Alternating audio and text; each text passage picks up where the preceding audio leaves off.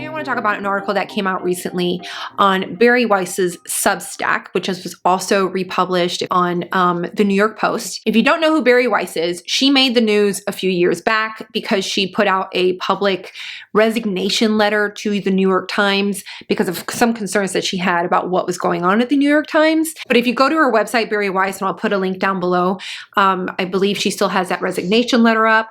And then I highly recommend that you subscribe to her Substack. She writes some really great long form articles. Now, she and I probably don't agree on a lot of things on the political spectrum. She's much more liberal than I am. However, I have mad respect for her. She is a brilliant lady, and I would recommend anybody subscribe to her Substack because I'm very pro support of independent media, and she has had some really great, I subscribe to it. So I would recommend that you subscribe to it too. All of that to talk about her latest article, which actually, it wasn't her, it was a teacher from Grace Church High School, Mr. Paul Rossi. He penned this article about how an anti-racist curriculum is being instilled at his school at the Grace Church, Grace Church High School in Manhattan. And anti-racist stems out of critical race theory. Now, critical race theory has made it to the forefront and become popular as a way to combat racism, because there's no question that we have a lot of issues right now in the United States and in other just parts of the Western world in regards to race relations. And I would absolutely acknowledge that we have a lot of issues that we need to address and resolve.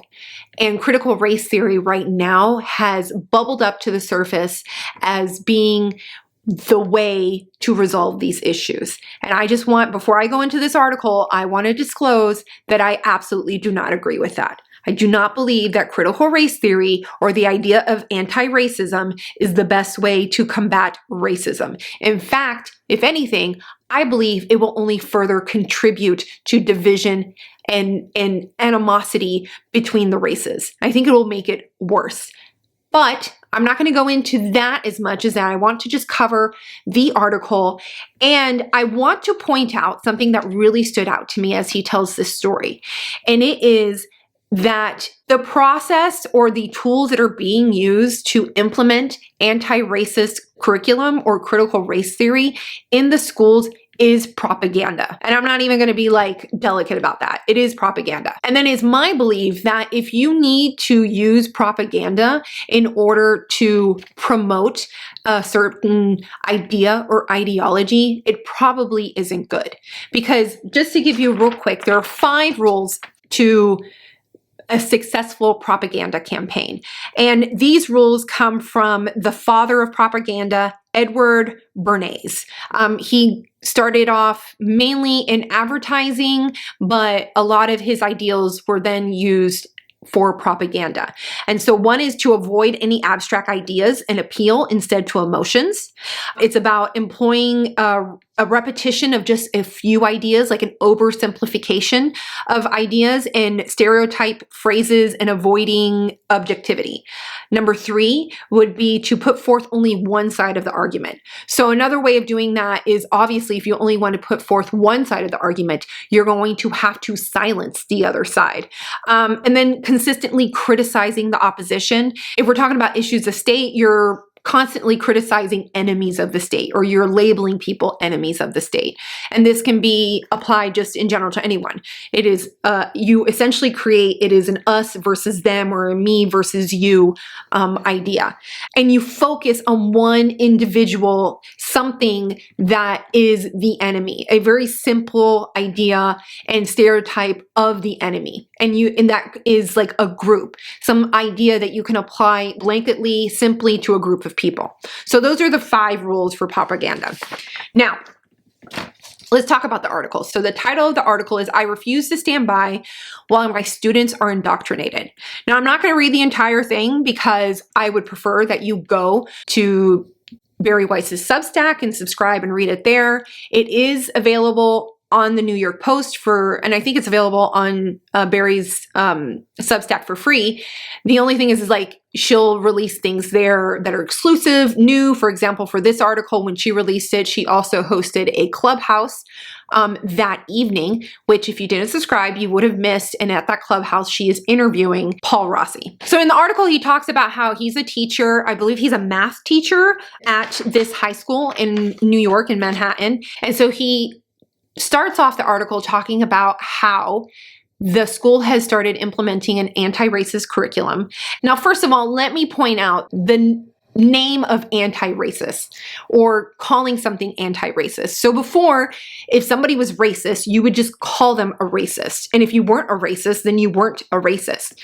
Now they are calling it, you can't just not be racist, you have to be anti-racist, which is that, if anything, I mean, it sounds great, but the name itself will feed into the emotions, because if you aren't anti-racist, then automatically you must be racist. Do you understand what I'm saying? So it's kind of a manipulation, a play on words there to make you feel guilty, which, I mean, it's natural. I mean, nobody wants to be labeled a racist. It's really literally one of the worst things that you could be called.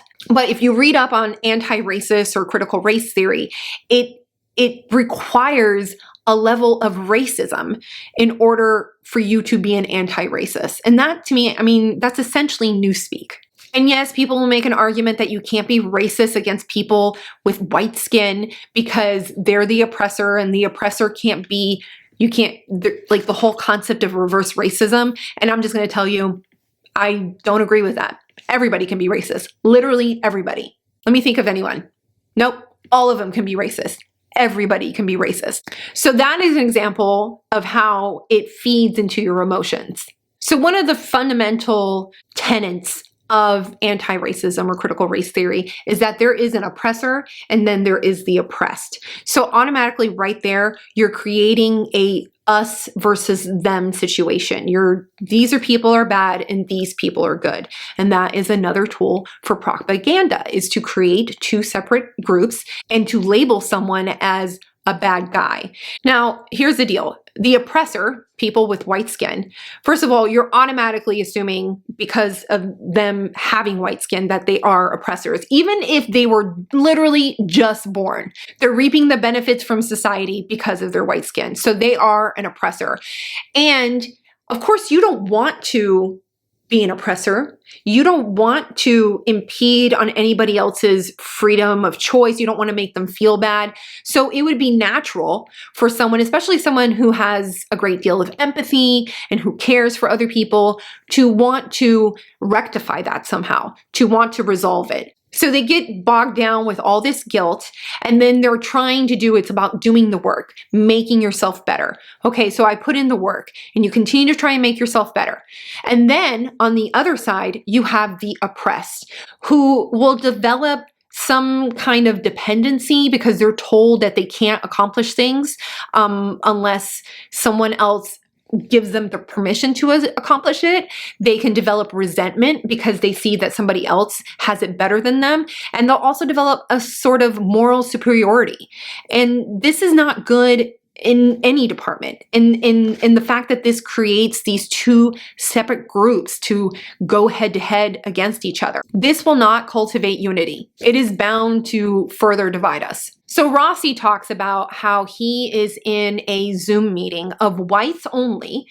It is a kind of self-care seminar. And during this self-care seminar, they are told that objectivity, individualism, fear of open conflict, and even a right to comfort are characteristics of white supremacy. Hearing this, he kind of sensed that he himself and also some students didn't necessarily agree with this idea. I mean, I don't agree with it either, but okay.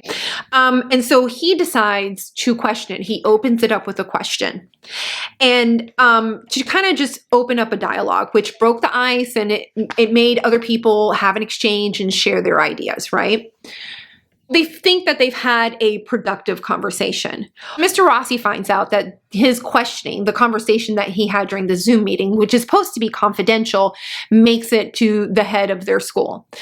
He was essentially ratted out, which is another thing, because now here, again, another sign of propaganda is that if you voice your opinion, you will be silenced, because the goal here is to only give one side of the argument. He's reprimanded for acting like an independent agent of a set of principles or ideas or beliefs.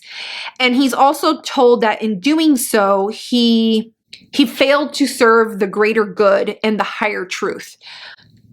Then he's informed that he has created dissidence for vulnerable and uninformed thinkers and neurological disturbance in students, beings, and systems. The school's director says that this could be harassment. So this is another tactic in silencing. They're saying that you can't voice his opinion because it's contrary to the message that they're trying to deliver. And then they go and publicly shame him. They put out a statement to all of the instructors in the school to read out loud to the students, talking about how it says, events from last week compel us to underscore some aspects of our mission and share some thoughts about our community. At independent schools with their history of predominantly white populations, racism colludes with other forms of bias, sexism, classism, ableism, and much more, to undermine our stated ideals, and we must work harder to undo this history. Now, Mr. Rossi fully acknowledges that there is discrimination and that there is racism. However, he points out that by addressing such problems with a call to undo history lacks any kind of limiting principle and pairs any allegation of bigotry with a priori guilt. A priori meaning that is an assumed guilt, or guilt that is independent of any previous knowledge. It's like you are automatically guilty. So I'm a huge proponent of teaching history, and I think that we should teach history uncensored. I don't think we should be whitewashing it or trying to make it sound better in order to benefit our current society.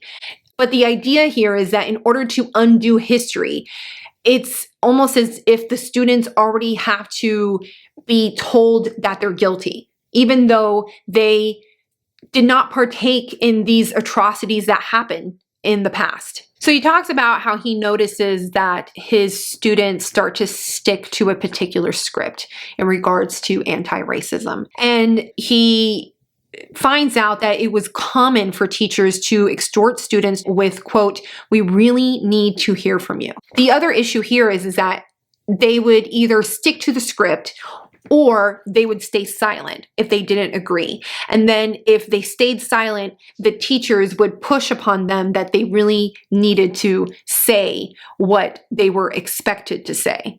Not what they believed, not what they thought, but what they were expected to say. This is essentially re-education. This is conditioning. Now, the part that really blew my mind, it blew my mind so much. I don't know if you can see that right there. I'll black that out right there. Yeah, exclamation points and everything.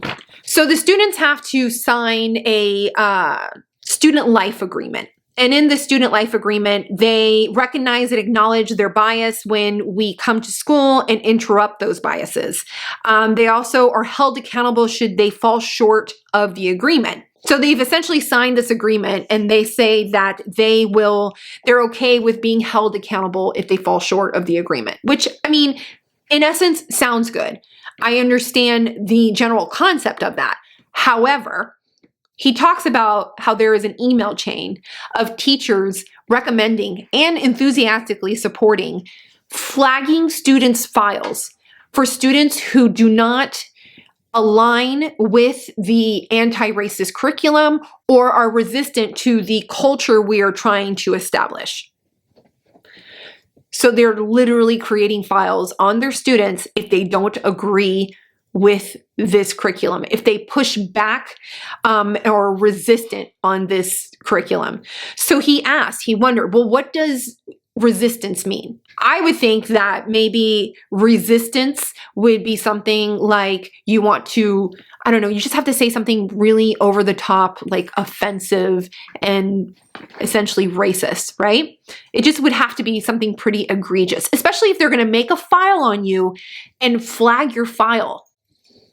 So Mr. Rossi asks, what does it mean to resist? So this is what he's told. If a student persists with colorblind ideology, suggesting that we treat everyone with respect, a belief in meritocracy, and just silence. So any of these things could be seen as resistance to the culture we're trying to establish. What? So this is, again, an effort to only allow one side of an argument to be present. Another thing that he points out is that the head of the school said that the impact of words and images perceived as racist, regardless of intent, is akin to, quote, using a gun or a knife to kill or injure someone. So here, your intent no longer matters. Like, look, I get it. Someone might say something super offensive and they didn't mean to be offensive, and you just simply say to them, look, I'm sorry, but that's kind of offensive. Could you not say that? You talk it out and you move along because the intent wasn't there. They're not like ingrained with some kind of hatred and that's why they said it. A lot of times it's said out of ignorance. Now, of course, there are certain things that you can be like, really, you didn't know? But that's like another discussion.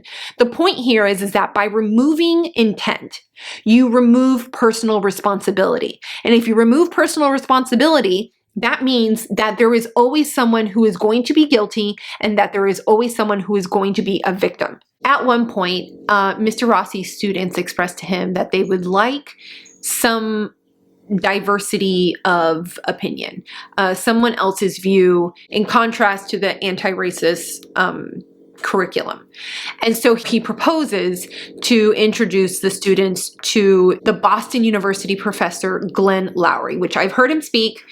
Great, brilliant man. He is a black man, and he is, I would say, center right. So he definitely leans more conservative, and he's not really in line or agrees with the anti-racist critical race theory message. He proposes that he's going to give his students one of Mr. Lowry's books. So the head of the school said no, that he couldn't introduce Lowry's books or curriculum or just, I don't know exactly what it was that he was presenting, but they said no, you couldn't teach it in your class. And his head of school said that it was because people like Lowry's lived experience and therefore his derived social philosophy made him an exception to the rule that black thinkers acknowledge structural racism. But he said, you can introduce some white conservatives. Then he says that Lowry's idea, this is a quote, would only confuse or inflame students, both those in the class and others that hear about it outside of the class. So essentially here, he says it's okay to introduce white conservatives, but it's not okay to introduce a black conservative because he doesn't believe or acknowledge structural racism. And he doesn't want the students to get the perception that any person of color or this black professor at Brown University could possibly have an opinion opposite of what is of critical race theory or anti-racism. Because essentially his idea here is that black people are a monolith and they should all have the same general opinions and ideas. So only whites can have a conservative view. I just find this really, again, this is another tactic to show only one side of an argument. And my belief is that if you can't open a theory, an idea, any kind of academic teaching to be challenged, or if you feel that if it is challenged, do you have to keep the other side quiet because maybe it's in question? If it's a good thing, it should stand up to scrutiny, should it not? Then Mr. Rossi points out that his administration says that these constraints on discourse are necessary to shield students from harm. So it takes away also any personal freedom, any personal responsibility of the student, of them to be able to determine and think what is best, what do they believe. Essentially, they're being told what to think. They're not being taught how to develop a thought, how to use critical thinking, how to come to a conclusion on their own. At the end, he shares a story that I found really upsetting. It made me a little emotional. And it was that a student came to his office and gently tapped on the door, and he was hesitant. He quietly came in and told Mr. Rossi how he appreciated that he spoke up and stood up for the students during this self-help private Zoom.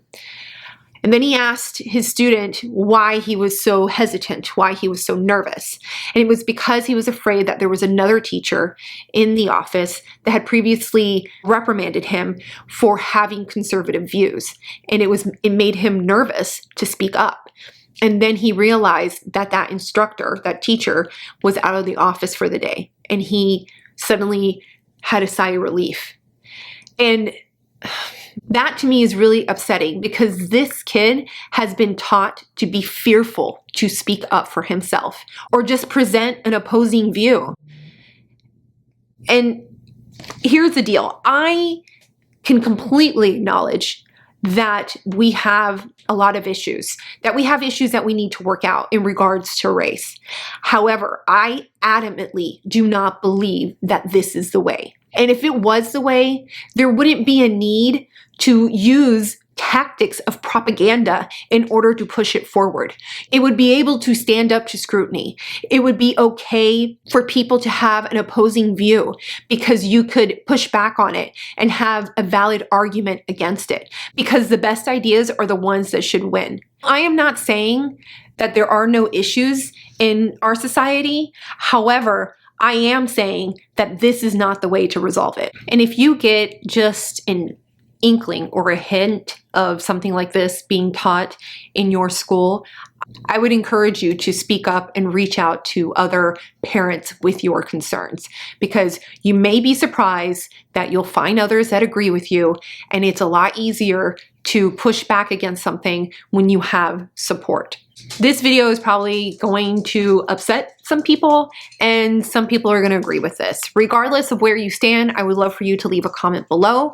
If you like this content, please give it a thumbs up, subscribe, ring the bell so you get notifications, and I'll be coming out with some more videos. So you can also follow me on Instagram and Twitter at It's Miss Sadie.